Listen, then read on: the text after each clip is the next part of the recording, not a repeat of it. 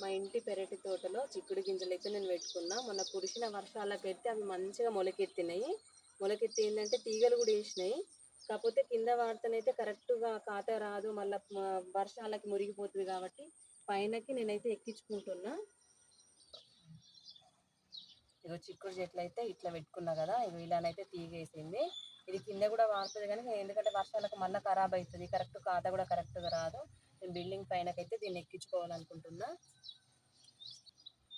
చున్నీని కడిగేసుకున్నా ఎందుకంటే కింద పెట్టాలి కదా, మళ్ళీ బండ కూడా కట్టుకున్న దీనికి. ఇలా పెట్టుకోవాలి చెట్టు దగ్గర.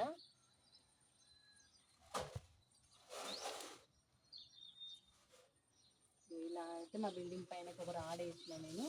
రాడ్ సాయంతో దీని పైనకైతే కట్టుకుంటా నేను. ఇలా నెమ్మదిగా అనుకోవాలి, ఎందుకంటే సన్నం ఉంది కదా, ఎరిగిపోయి మళ్ళీ కిందనే పడుతుంది కాబట్టి మెల్లగా ఎక్కించుకోవాలి. సున్నితంగా ఉంటుంది ఇది.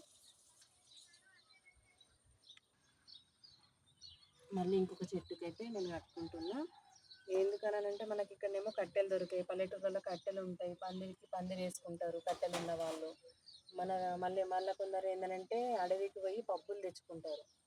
పబ్బులు తెచ్చుకొని కూడా ఎక్కించుకుంటారు, అంటే మనం తెంపేటప్పుడు ఈజీగా ఉంటుంది. అది పారాలంటే కూడా బాగా అంటే ఇట్లా ఎత్తు కూడా ఉండద్దు. చిక్కుడు చెట్లు పలసగుండా ఎక్కుతేనే గాలి తరిగేటట్టు ఉంటేనే చిక్కుడు చెట్లు అనేవి కాలుతాయి కాబట్టి కాస్తాయి. అందుకోసమే పబ్బులు అవిటితో అయితే మంచిగా, కానీ మనకి ఇక్కడ సిటీలో దొరికాయి కదా, అందుకోసం అయితే ఇట్లనైతే నేను చేసుకుంటున్నా.